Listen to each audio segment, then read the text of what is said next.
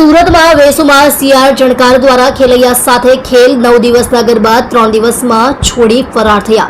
વેસુની CR જણકાર નવરાત્રીમાં સિંગરથી માંડી ચોવાડાના પૈસા બાકી। કીર્તિ સાગઠે પરફોર્મન્સ આપવાની ના પાડતા ગરબા રદ। ઉધના મગદલા રોડ પર પ્રાઇમ શોપર્સ પાસે સીઆર જણકાર નવરાત્રીનું આયોજન કરવામાં આવ્યું હતું, જેમાં આર્ટિસ્ટ કીર્તિ સાગઠિયા ઉપરાંત મંડપ, ડેકોરેશન, સાઉન્ડ સિસ્ટમ, સિક્યુરિટી સહિતની એજન્સીઓના પેમેન્ટ નહીં ચૂકવાતા 3 દિવસમાં જ નવરાત્રી કાર્યક્રમ રદ કરાયો હતો। પેમેન્ટ ન મળતા ચોથા નોટે સાઉન્ડ સિસ્ટમ, મંડપ અને ડેકોરેશન એજન્સીઓએ પોતાનો સામાન પેક કરી દીધો હતો। વિવિધ એજન્સીએ ઉઘરાણી કરતા એક આયોજક સિવાય અન્ય પાર્ટનરો સ્થળ પરથી જતા રહ્યા હતા। ઓનલાઈન પાસ ખરીદનારા ખેલૈયાઓ ગ્રાઉન્ડ પર પહોંચ્યા ત્યારે ખબર પડી હતી કે આયોજન જ કેન્સલ થઈ ગયું છે। હદ તો ત્યારે થઈ કે આયોજકોએ ચા પાણીના 7,500 રૂપિયા પણ ચૂક્યા ન હતા। આયોજકો જૂઠા શ્રદ્ધા અંધકારમાં ફેલાઈ ગઈ। મારી લાઈફમાં પહેલો સૌથી અનઓર્ગેનાઇઝ કાર્યક્રમ જોયો છે। હું ધ્રુજી રહ્યો છું। શ્રદ્ધામાં પણ અંધકાર દેખાયો।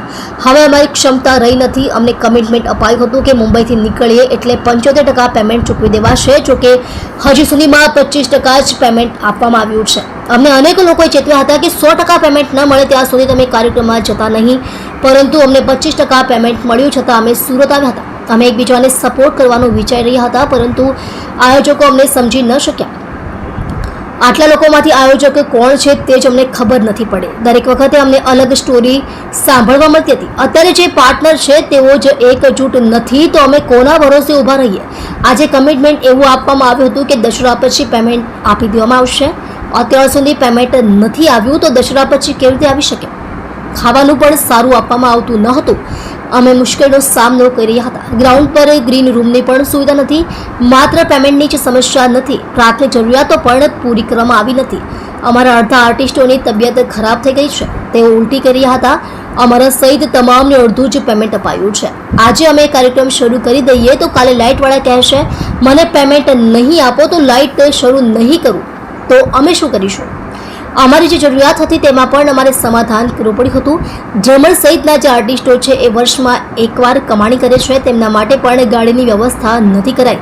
ગરબા પૂરા કરીને તેઓ હોટલ પર પગપાળા જાય છે।